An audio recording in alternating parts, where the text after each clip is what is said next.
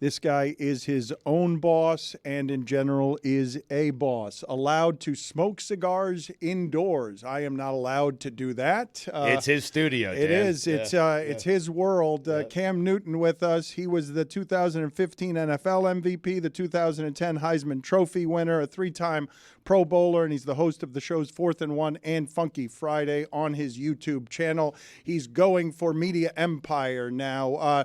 What are you smoking? How many cigars will Cam go through in a day? Because it seems like every time I see you these days, you are on camera smoking a cigar. Life is good, Dan. I can tell you that. They always ask me, what's my favorite cigar? And I simply say my next cigar. In a given day, I probably go through 2 to potentially 3. And that's a good day for me. And I don't do anything more than that. So, yeah, life's good. Can you take me through? I'm going to talk football with you in a second, but your style choices are unlike anyone, I would say, in the history of your sport. I think you pride yourself on that. So take me through the ensemble you presently have put together. And coming up next, I've got follow-up questions on just generally your wardrobe, what it is we'd find if we went through the entire... fit check, Lucy. Yes. Fit check with Cam Newton. Well, listen, I mean, it's simple. I'm all about details, so everything about me is intentional, from the way I speak to the way I carry myself, from walking and dressing in this manner. Bow tie is essential, is key. Collar pointed upward is key. The trench coat, is this a trench? I don't think that's a trench coat. I don't. But how long does it go down? It's. Does it go all the way down to the ankles? No, that's not. Not a trench. Not a trench. It's longer. It's longer than a blazer, though. Is that a duster? It is longer than a blazer. A duster? Not a duster. Not a duster. But hey, I mean, I consider my fashion layered fashion. So during these colder days, I'm bundled up rather hefty. So bow tie, sweater, as well as the pants all the way down. Today was a light day. I knew I had to dress to impress for my man, Dan and Stu. How about the hat? Tell me about the hat and the hat collection. The hat is Mashika, and we have to get you guys some hat sizes because it is my hat company based in Bozeman, Montana, as well as Venice Beach, Los Angeles. And I have a lot of hats, just to say the least. So, when it comes down to having things to pull from, there's no shortages there. And it's just all about making sure that the aesthetic is always the aesthetic. How about the yard markers? How do I get one of those? Why would you want the yard markers? That looks so cool. You want yard markers? Listen, if Cam has it, I want one. I mean, listen, it's the set design, man. We have to make sure that we embody 4th and 1. That's where I got my name from. Before there was ever a tush push, no slights by no means. I pretty much made my name off of that situation, gotta have it situation. Hat on a hat, and more times than not, we converted. So, are you presently holding a gold cigar? Is that cigar gold? It is, and it was just in my humidor, and I was just in Vegas getting prepared for obviously our show in Funky for the I Am Iconic Live tour, as well as being able to host 4th and 1 and potentially Funky Friday while I'm in Vegas for the Super Bowl. And the gentleman gave me an all gold cigar, and I was thought, hey, how fitting, so this is a special occasion where I'm a big fan of you guys' show, and decided this one was the one that was next to smoke. All right, we're celebrating with the golden cigar. If we were, and again, I will get to football questions, but I've been fascinated by you in general, your personality, how you've carried yourself for a long time. If we were going through your home right now and you were showing off the things that had to impress us, we're playing a game show where you're trying to impress someone else, not that that's your thing. What are some of the things in your home that you would show us, that you would say, this is maximum me? Well, you'll have to step over a lot of toys, being that I have a lot of children that I love and adore. But these days it's either media, transportation with my logistics company, or just me being a hands-on dad. And that's what brings me a lot of joy these days. I imagine your closet's pretty good though too, right? I'm blessed. Where's the Heisman, Cam? Honestly, it is it's at my house, but that's not something that I genuinely care about. It's like as soon as awards is kind of obtained, it's on to the next. And so that's just how I always kind of went about things, contrary to popular belief. It is what it is. It's just another trophy for me, and just being able to say I was a Heisman Trophy winner is suitable for itself. What do you regard as your happiest professional day and your toughest professional day? Oh, professional? Yes, just professional. Okay. Happiest professional day was getting drafted. Worst professional day was losing a Super Bowl. What can you tell us about that? Because you guys had one loss that season. You were the MVP of the league. That stayed with you how? I just felt there was so much riding on that game that, take the Super Bowl out, I was more excited that we were going to be able to do something not too many NFL teams could have done. To complete a season with just one loss. I think we were fighting the perfect season in Miami that year, losing I think it was on Christmas Eve. But all in all, that was just something that I just look back and say, damn, like, I really wish, we was able to kind of find a way to win that game, because so much outside of a Super Bowl was just winning. We wasn't the most talented team, but I do think that we were the best team. When I say team, I'm talking about guys really cared about each other. They really embodied the harmony and the hard work that any great team kind of goes about it, and it showed. So, when you look at that roster, it wasn't just star-studded with skill, on paper, but what it did was show the importance of guys really getting along with each other and understanding their roles and responsibilities, and making sure that they were held accountable to perform at a high level. Some would say more than what the expectations was, but not a lot of teams can say that they won how we won that year in 2015. You played such a physical style, Cam. Can you tell us if there was any one game more than any other where you woke up the next day or 2 days afterward and the body felt the worst because quarterbacks weren't often used the way that you were used?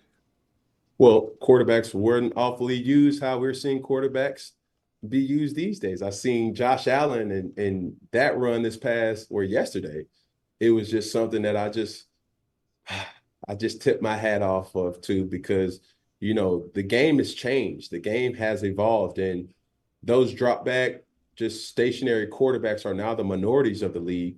When I first came in, that position wasn't being played how I was playing it. Now, when you look around the league, there's so many athletic quarterbacks playing, whether they kind of lean towards running more so than passing or vice versa. It still doesn't matter. Everybody has a capability of getting outside the pocket and still attacking the defense in many different ways. Cam, which of your businesses are you most excited about? Iconic Saga, my production company. And I see a lot of different, I always say this, we're living in the golden age of media because it's athlete-generated content, and we have that platform now. Gone are the days where somebody just speaks on how we played or, certain situations that may have happened throughout a game. Now athletes are able to control their own narrative, and everybody can start one. You have the means to do so, but I don't think a lot of people execute hiring the right personnel behind the scenes to the magnitude that sustains longevity. And that's what I'm just trying to do here at Iconic Saga. And, I have an unbelievable team here. And we just try to get out great content for people to not only feel or be entertained, but also informed about certain things as well. What are your greatest objections to how NFL media covered you? Where's the credentials? That's a big kind of concern for me, because we all can talk about the sport, but I think oftentimes when something is said, similar to what I said, let's use the most recent example about game manager versus game changer. I mean, that kind of went viral for what it was, but I never was degrading or trying to suppress a specific talent. My thinking was backed by merit. And I think a lot of people kind of get into a space where they just speak something and not be held accountable. The main reason why I started Funky Friday, the main reason why I started, 4th and 1 as the sports show, was to hold reporters, coaches, GMs, as well as players accountable to certain things. I mean, over the past weekend, really over the past week, there's been some examples of people that have said some rather interesting takes, and nobody's held them accountable. Paul Feinbaum, his take on, Michigan. Nobody's talking about that. They're not holding them to the fire like they held me to the fire in regards to speaking about Brock Purdy, Tua Tagovailoa, Jared Goff, as well as Dak Prescott. Stephen A. Smith, went on to say the Texans have zero chance of winning. And obviously, what do we have for that? He's just going on, still making his certain takes. So, I'm not saying that to say that they're bad people. I'm just saying we just have to hold people to a standard and hold them accountable in every aspect of sports, not just the players in this case. Cam, stay there. We're going to come back with Cam Newton right after this. You mentioned, Cam, the game manager thing. The most important skill for a modern quarterback is what, according to Cam Newton? The ability to manage a game is essential. But hear me out. What makes it completely different is when you have a game changer, they've resorted to all options to say, it's now time for me to take over the game, because that receiver is covered, that player is covered. Now I have to resort to some type of skill that I have in my repertoire to showcase. We've seen the Peyton Mannings do that with elite accuracy, the Tom Brady's of the world, the Drew Breeses of the world. The ones that are game changers also have that ability to manage the game, but the game changers have the ability to take over the game once all options are still kind of covered. So the distinction you're making between game manager and game changer is that, the people took it as an insult, but those guys that you view as game managers are just game managers, where the very best of the quarterbacks can also do the game managing, but then are also game changers. They could do both of the things. It's levels. It's like tiers.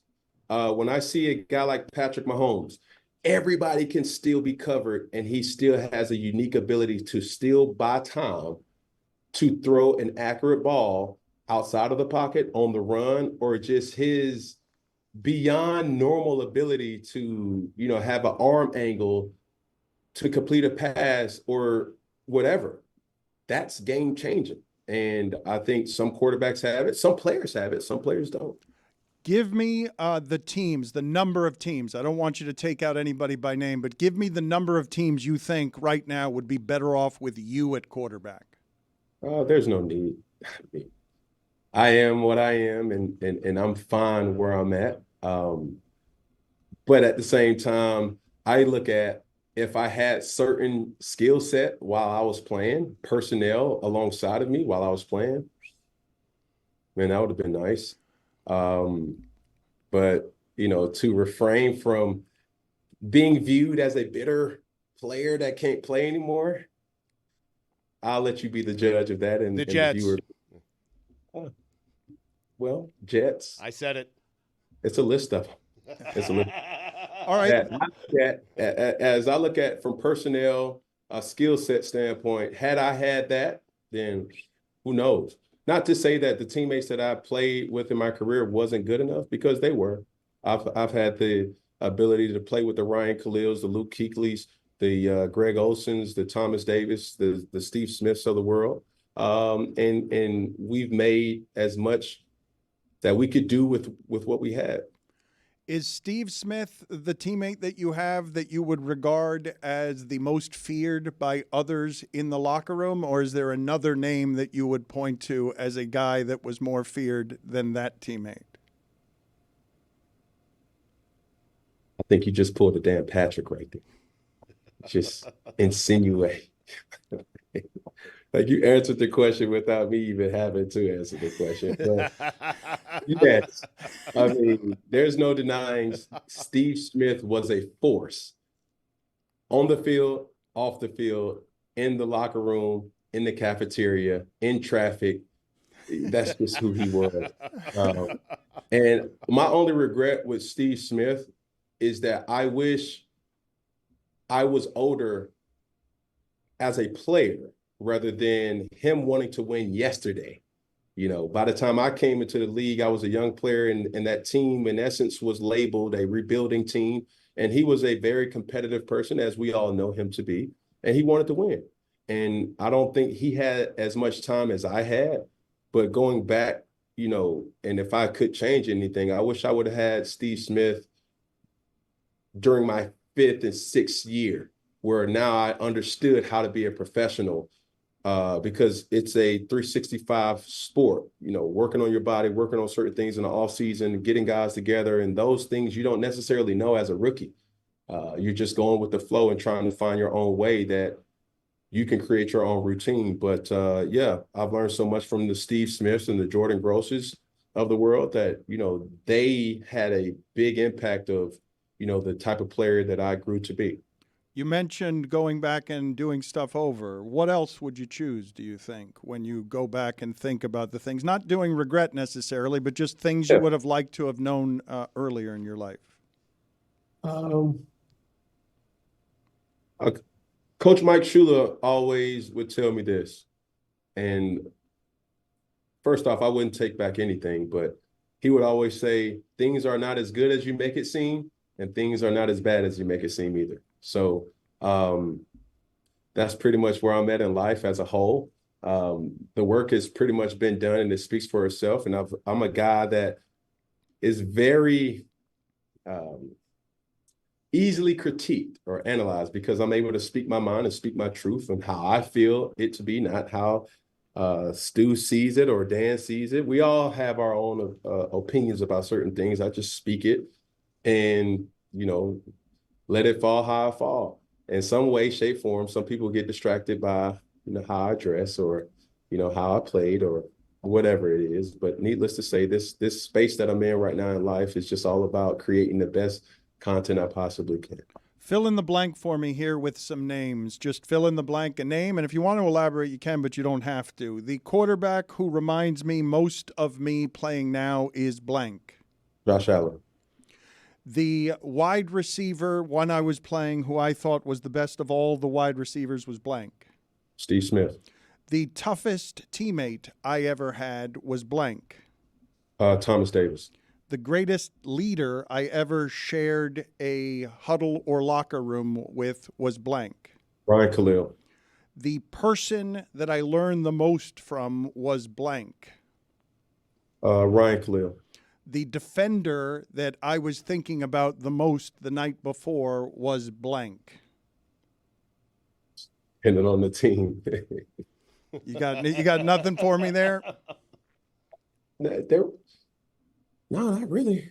It's just it depended on the team, man. It wasn't one specific player that, and I'm not just being, you know, I never really feared a player. It was just being very mindful of who you have to be prepared for. If that makes sense. The one guy that I saw who had a bigger arm than me was blank. A lot of them. There were not a lot of them. A lot, Cam? Cam, there were not a lot of them. Yeah, it was. Listen, the way we played the game may have been different, and the showcasing may not have necessarily been in place for me to show my arm strength or for them to have showed their arm strength. But a lot of what's done is highlighting certain strengths.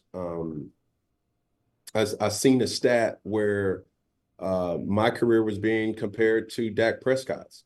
He played the game completely different. That's not a good comparison. They went off of how he plays the game, and that's pretty much in the pocket. Well, I played the game, any way the defense gave me an opportunity to attack them. So I resorted a lot to running the football. So if they would have put up a stat for rushing yards, which they didn't, and his rushing yards, it would be a complete different kind of lopsided kind of view. But it just depends. And arm strength is just one of those things that certain systems of philosophical offenses are kind of geared to take shots down the field. There was times where we had coordinators from, the Mike Shulers of the world, the North Turners of the world, that they wanted to take shots. And then there was just times where you just had to, up tempo. So needless to say, that's why I say that. I didn't have the strongest arm and never proclaimed to that. The best athlete I ever saw on a football field was blank. Percy Harvin. That's a good one. Percy Harvin, No hesitation. another feared one, by the way. Percy Harvin, another feared teammate. I don't know who's second to Steve Smith. The second most feared teammate I had to Steve Smith was blank. Luke Kuechly. That's pretty good too, actually. Cam, can you win a Super Bowl with Tua as your quarterback? Not you, the Dolphins, of course. Yes. You can, huh? Yes, you can. But when I looked at this past weekend's game results, with Tua, you got Waddle, that whole team embodies speed. So the need for speed aspect. And there's times where they personified that in different elements and situations, whether that is. But if that team gets on a roll and they're moving the ball at a high level, they have every right, to win the Super Bowl. It just didn't happen this year. Cam, I believe I'm one of those media members that lacks the credentials, but for my money, you were the greatest goal line weapon in the history of the game. You've come up in a lot of debates, and I know you're 34 years old. You're younger than Russell Wilson, and there's a politics angle to why it is that you're not playing there. But if you look at production, there was a drop-off, and we've always wondered what was the cause of that drop-off. I'll ask you directly.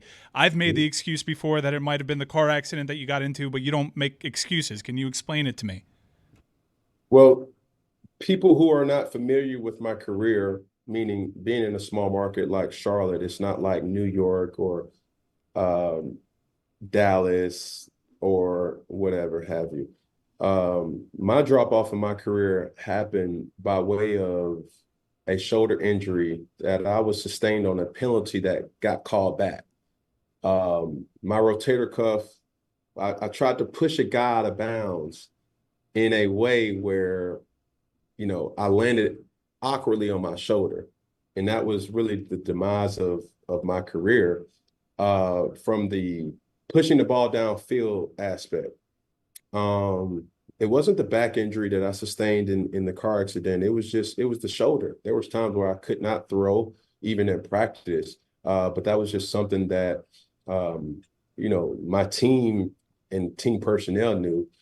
But it was an injury that I sustained, I think it was 2016 versus the San Diego Chargers. They were San Diego at that time. And it was a interception that ended up getting called back. So, yeah. I got to imagine, Cam, that a dozen times on a Sunday you see a roughing the passer call and you just look at your friends and you're like, oh, come on, come on. It's not that egregious these days. They just send it to me via text message, Instagram, TikTok, Twitter. And I don't think my come on is that verbal or outspoken, but it's It's like, yeah. Yeah, I mean, your friends are taunting you with it. It sounds like they are texting you saying you should have played in this NFL. Correct. Well, I don't think Justin Fields could say that right now because he's still going through the same situations that I had too. And Justin is a person who I know very well, seeing him in high school at the age of 16, playing on my 7-on-7 All-Star team. So seeing his struggles and his issues from being protected at the quarterback position is something that I can kind of empathize with him a little bit. Well, what's happening there? Because you got to be careful with some of this stuff because you know how it gets aggregated and what goes viral. Why are you choosing Justin Fields there instead of Josh Allen? Well, Justin Fields hasn't been protected, in my opinion. I mean, it's simple. Some of the hits that he's been taking, even when he's giving himself up, hasn't felt like he's been protected. So that's why I say Justin Fields, per se, more than Josh Allen. And that's not to say this person deserves more than that person. It's just, it's the referee's responsibility to protect the player. And there's times where there's egregious hits that Justin hasn't been protected. And yeah. Who's the quarterback you like watching the most now? The same ones y'all like to watch. I mean, Josh Allen, Lamar Jackson, Patrick Mahomes. And honestly, too, even with the statement to be what the statement is, I love how Jared Goff's control of the offense. And really, I'm a fan of Dan Campbell. I mean, that guy there he's a coach that you want to play for. And, just that whole team is just fun to watch. Very scrappy, opportunistic, and just fearless when it comes to fourth down situations. He's the host of the shows 4th and 1 and Funky Friday on his YouTube channel. Cam, good catching up with you. Good seeing you. Happy to see you happy with new endeavors. May the challenges be fulfilling, sir. Oh, man. Thank you so much for having me. And as I always say with love, thank you guys for having me.